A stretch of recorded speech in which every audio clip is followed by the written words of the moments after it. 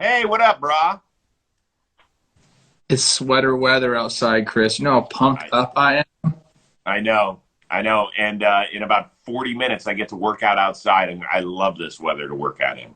So, gonna really work on this a little bit. So, I want to welcome everybody to the Thursday edition of baseball today. And no matter how much I work out, one thing I will not be able to do is cover the ground or jump like Cedric Mullins anytime soon. Was it extra impressive because the dude is 5'8" and was able to leap that high? It was just an all-around impressive catch. It reminded me of the Trout catch there, pretty much in that exact same spot out in Baltimore. Do you remember that one? The Mike Trout one? Mm-hmm. Yeah, pretty impressive. In the visitors' locker room, there's a picture of that signed by him. And it's like every time you walk by, you're like, that's Mike Trout. That's the guy. And Cedric pulled off, maybe even a better catch because he was going the opposite way, like over his, throwing side. So Yeah, you got to tip the no, cap. it was great. It was great. Do you have a favorite one that you saw in person as a player before we get to our topics of the day? I did. I have a Ben Revere, and it was actually 2011. I looked this up. He had a catch. Carl Pavano on the mound, Vlad Guerrero Sr. at the plate. He hits one, and Revere was playing in, tracked it all the way back to the wall. Crazy running catch over his shoulder, up against the Mm-hmm. wall. Glove hit the wall at the same time the ball hit his glove. It's Ben Revere, let me tell you, made some unreal catches in his Funny. career. There's one with the Phillies that he had, too, that was crazy. Everyone go check out Ben Revere highlights. Yeah, and very funny dude, by the way. For me, my favorite one, I think, was Kenny Lofton. He stole one. All this stuff, by the way, involves Orioles. B.J. Surhoff hit one, and Lofton, this must have been in 95. He ran all the way back, and in Cleveland, they used to have, it was kind of chain link fence, but there was some padding in the middle. Lofton jumped, put his foot on the padding in the middle, with his back to home plate, reached up and caught it. It was one of the best catches ever. I think BJ Surratt. I used to have a bobblehead of it too, and I can't find where it is. It pisses me off. Who knows where we put things around this house now? But there you go. Go check it out. I'm sure it's up as we're talking right here on our YouTube channel. All right, so let's get to it. The reason I'm wearing a Phillies hat, they had a ridiculous walk-off yesterday. The Atlanta Braves lose to Colorado. So as we start the day, Phillies just 3.5 back in the NL East. What sort of chance that – no chance? Keep going. What sort of chance do they have of winning the division? I wanted to give them a chance, and I started doing math, okay? I know it's not a math company here, but I started doing it. The Braves, if they play 500 ball the rest of the way, Okay. the Phillies would have to go 10-4 in games not playing the Braves, and would also have to sweep the Braves. And then I believe that, so they'd have to go 13-4 in their last 17 games. Atlanta would have to play 500 ball and lose every single game to the Phillies. And then, even then, Chris, I'm pretty sure they'd still just be tied. So, Now, I'm more confused than before I asked the question. I've got to be honest here. so the answer then is no, man. It's not happening? It's just not. No dog? No dog, I'm not feeling it? It could happen. There's still mathematically they still have a chance, but my goodness, it'd be very tough. Okay. So if you're just doing the schedules, and now we both admit that even though we talk about everybody's schedules, we hate talking about schedules. But I'm going to do it anyway. The Braves finish up a homestand today against Colorado. Then they hit the road out west for 10 against San Francisco, Arizona, and San Diego before finishing at home against Philly and the Mets. Philly, we've talked about this ridiculous homestand they're on. They've got one more with the Cubs. Then they got a quick series against the Mets in New York. But then Baltimore and Pittsburgh come to their place. Come on. You're going to have two teams that have 100 losses coming into your ballpark.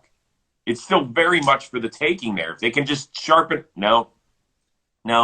I'm on the same wavelength as you, but then you do the math, and it's just a lot of games to make up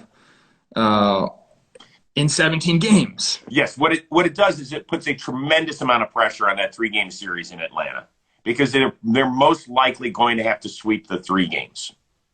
Most likely. Yeah, I mean, they have to sweep those 3 games if they want any shot. And then they have to worry about the Braves losing other games, too. The Braves could just go win some other series, and it doesn't matter. Totally.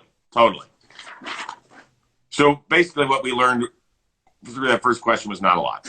Let's do better on the second one. The Yankees, last night with a come-from-behind 9th-inning win in Baltimore, clinched their 29th consecutive winning season. That is the second greatest run in the sport's history behind the Yankees from 1929 through 64.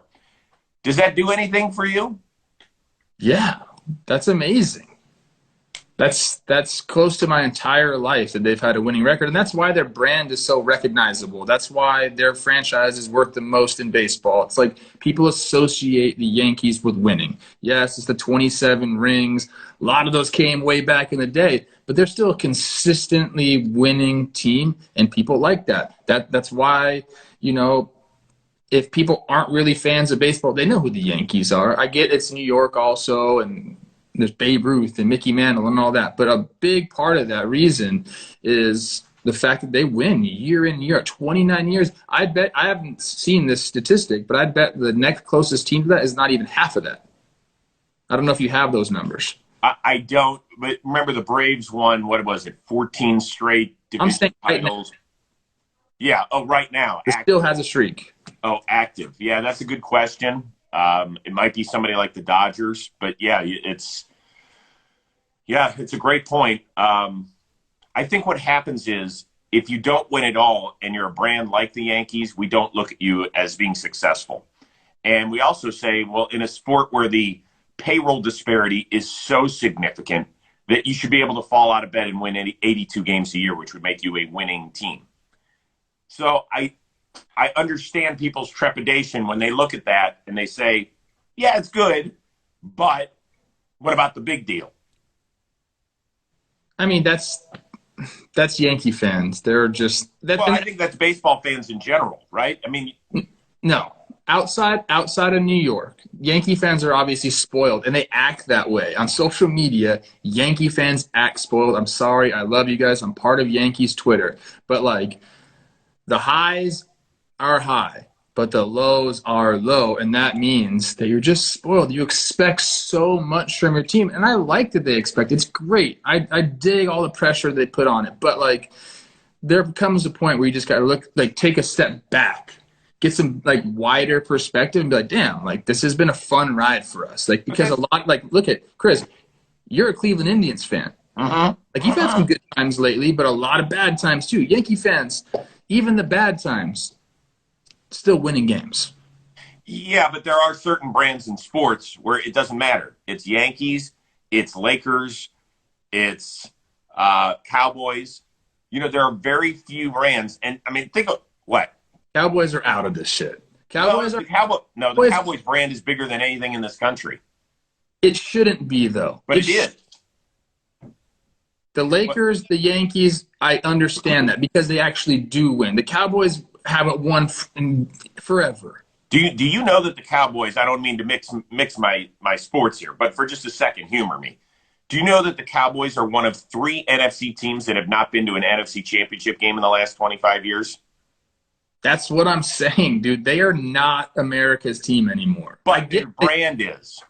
I'm telling you. That's like this, bro. Here's the trajectory. Okay.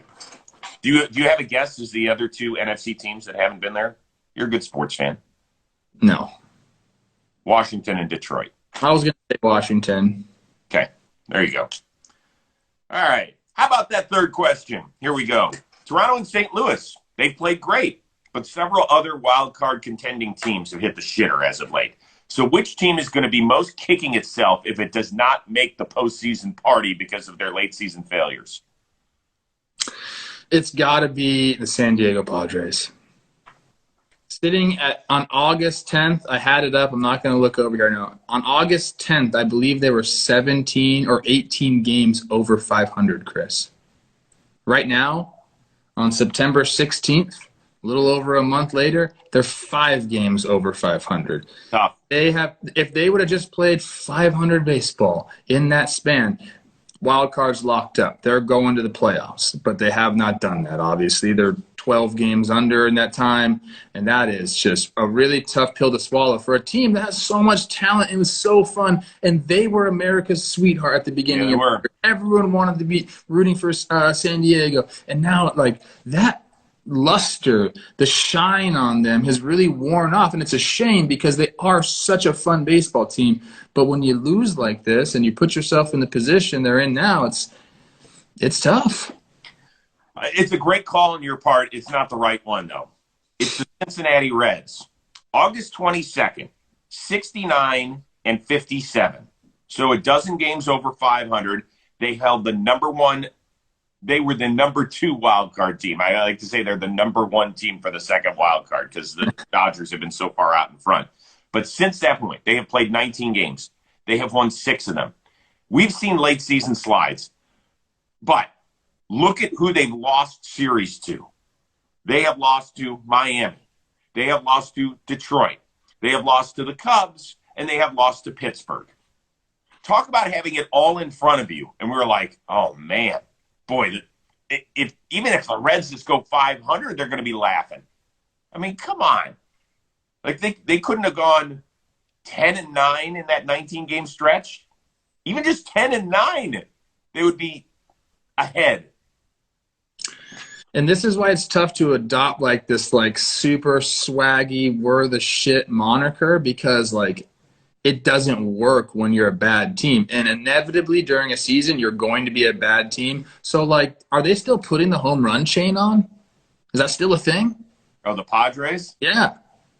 It's a great question. I have not I haven't seen it.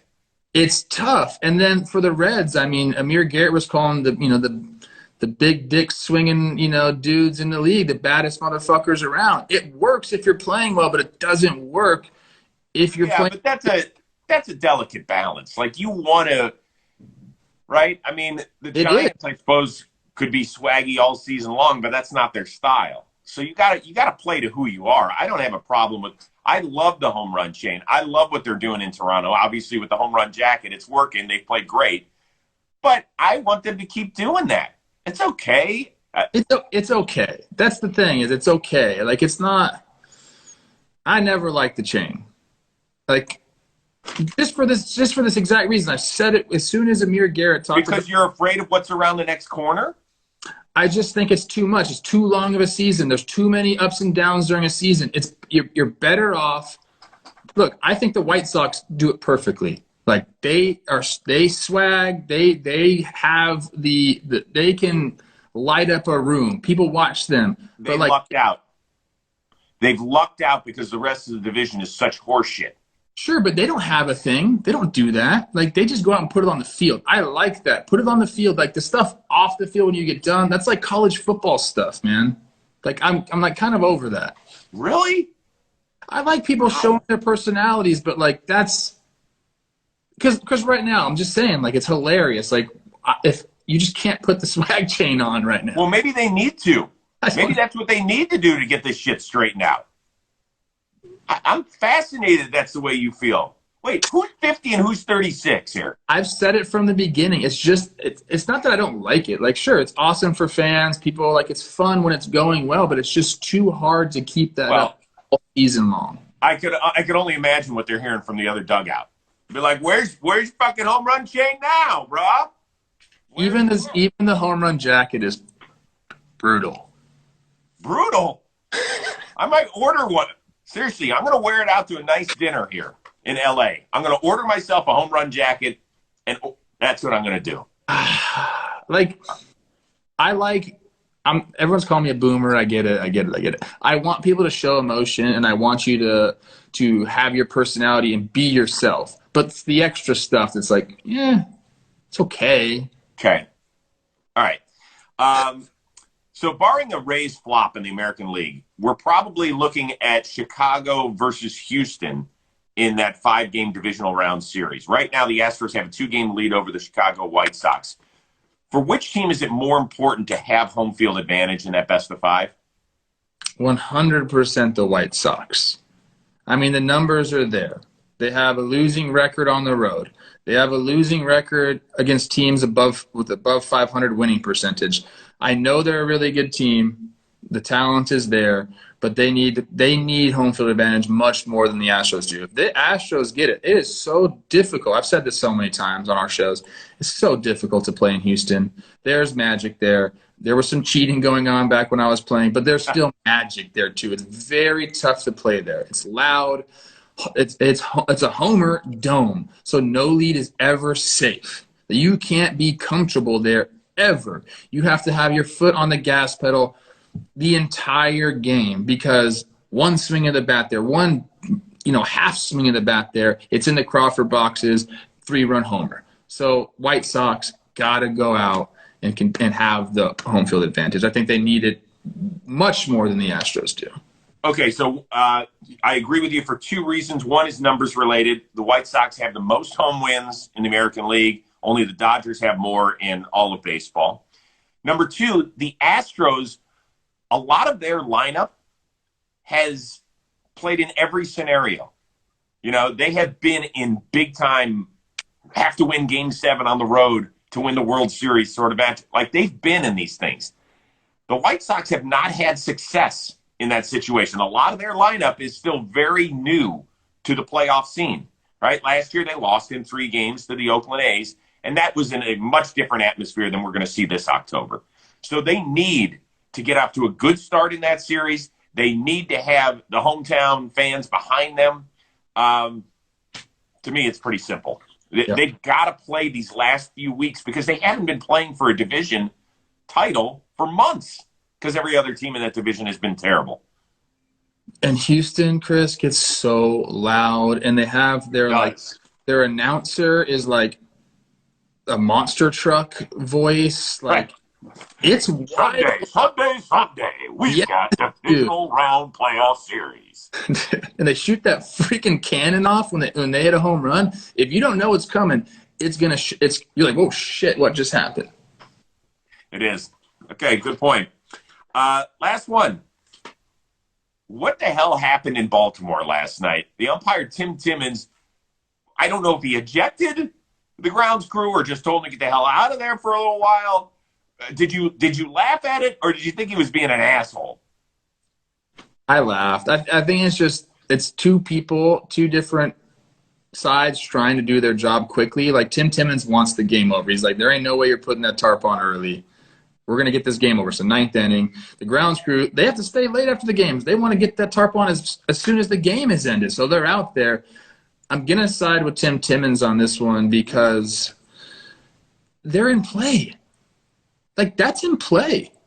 Like, if a foul ball goes over there and there's 30 dudes standing by the tarp, like, what if a fielder can't go and get a ball? How many times have we seen a guy go get a ball on the tarp?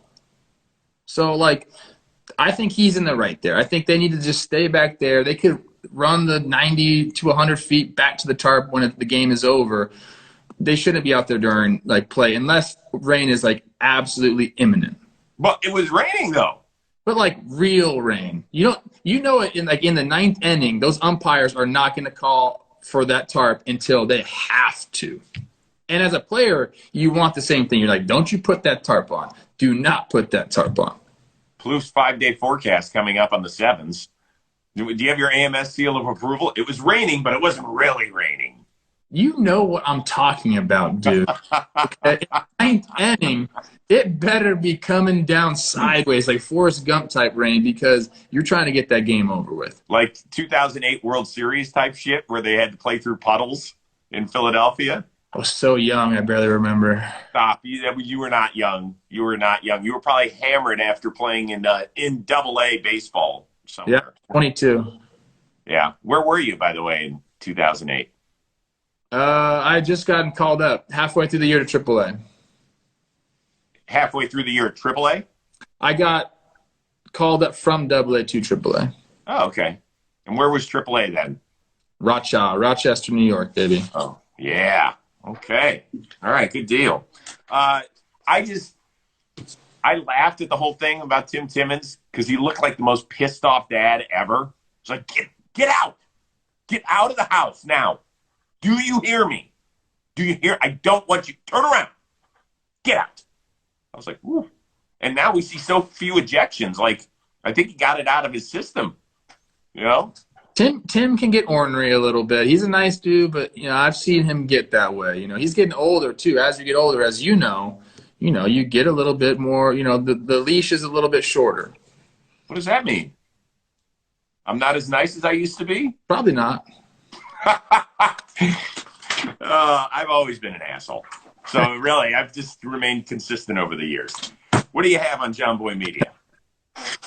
Dude, I got nothing. Thursdays are such a great day for me. I come and do this. I'm going to go hang with Teddy. It's Yom Kippur today, so what'd you call it? Happy Yom Kippur. Did you just call it Yom Kippur? Okay. What is it? It's Yom Kippur. I mean, come on. It's our Day of Atonement. Yes. So, you're supposed to be resting. I'm actually supposed to be in temple. I'll be working out, though. I'll be atoning for my sins. Now, the question is, can I make a fast all day? Can I fast all day? I probably can, but I'm not sure I will. I got to see. That's between me and my maker. Do you say Happy Yom Kippur? Not really. It's a day of atonement. It's like a day of reflection. You're supposed to look at yourself, say, what can I do? How can I be a better person? It's that sort of stuff. I do that every day. Do you really? Yeah. Well, then you better do a better job. Oh, my God. I'm kidding. Latest episode of the Rose Rotation is out with Trevor May. Speaking of reflecting and atoning, we talked a lot about his performance on 9/11, where he had a 2-run lead against the Yankees, gave up the big bomb to Judge, got booed off the field after not retiring any of the 3 batters. We really dove into that and how much it bothered him, not the reaction of the crowd, but his performance. And there's a lot of good stuff with him because it's been a crazy last 6 weeks with the Mets. Everything from the thumbs down. We talked about that. We talked about the meeting they had as a team. After that, we talked about Francisco Lindor having a really difficult year and why he thinks this is actually going to benefit him for the rest of his contract. And a lot of fascinating stuff. So there you go. I love Trevor May. Very, very smart dude. Oh, really smart. Smart, funny. He's got it all going for him. He does. He's got a lot going on. All right, dude. I appreciate the. Look at this. Hey, how was practice yesterday? By the way, practice went great. We're dialing it in. Where's Teddy playing? All over. Yeah. This isn't kid pitch. It is. So I have a question for you. I have one kid that throws the crap out of the ball. Like hard? Hard. Uh-huh. So, one, I'm scared to throw him because we have to have a catcher behind the plate. So the catcher's just going to get worn out because these kids can't catch the ball. And 2, batters really don't know how to get out of the way of the ball yet. Yeah. It's like this kid can hurt somebody, but trying to win. Well, so what's your question? How often do I throw them? Yeah. Every day. No, I would say, yeah, you got to get your best kid that can catch him. Like whoever is your normal shortstop, you have to put behind the plate for him. I know. And you just let him throw an inning here or there, just so that people will start talking him up a little bit. And remember, they're 7, right? Isn't that how old they are? Yeah. Yeah, they're 7. This is the worst year of Little League. I'm just going to tell you. It is the worst because you're like, oh, my God, these kids cannot throw the ball near the plate. If you're just sitting here, you're like, when is the game over? It's pretty tough watching the games. And then there's the parents that take it much too seriously. Oh, hey, this is where you have to have a meeting with the parents, just the parents. Have one of your assistant coaches take the kids, say, I want to have a team meeting with the parents. I'm not joking. I've done this with all my teams. I suck at baseball, but I'm really good at dealing with personalities. You say this. You are here for these 10 or 12 kids. That is it. You are not here to talk to the umpires. You're not here to talk to the other players. You're not here to talk to the other fans during the games.